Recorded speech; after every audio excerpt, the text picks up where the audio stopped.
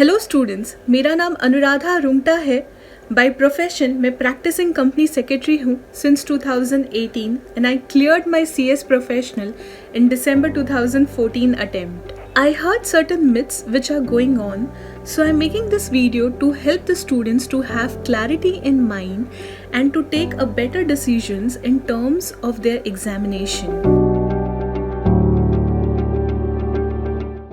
By clearing single group, it will not going to restrict your growth.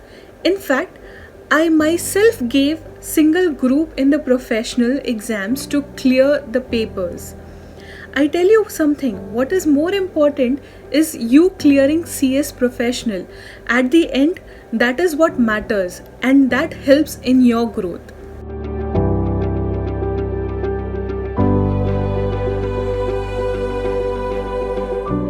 In case आपके preparations नहीं हुए हैं, still do give an attempt. You know why? Because जब आप attempt देते हैं तो आपको experience मिलता है कि questions कैसे आते हैं, उनके answers कैसे लिखने चाहिए. अगर आप attempt देते हैं तो at least आप prepare करेंगे, आपकी उतनी ही studies होंगी. So बहुत important है कि आप attempt करें, आप attempt miss ना करें.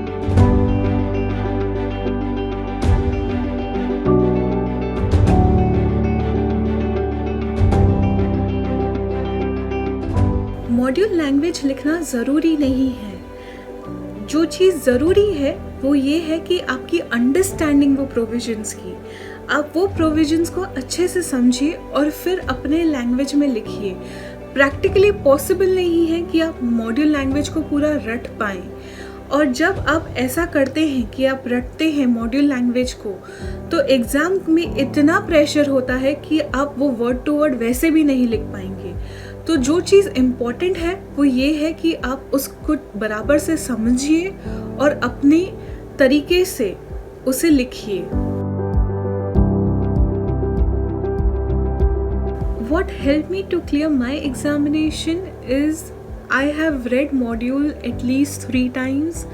I have read the notes which was given in my classes. At the same time, for last minute revision, I have prepared my own notes. I had the clear understanding of all the provisions which were there in the module.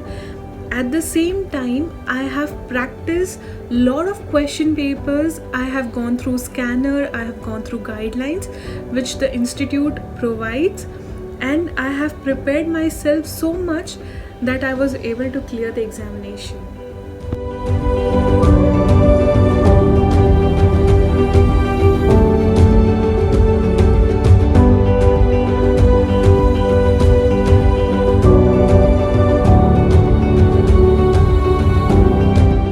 जब मैंने attempt दिया था तो मुझे एक paper था called financial management.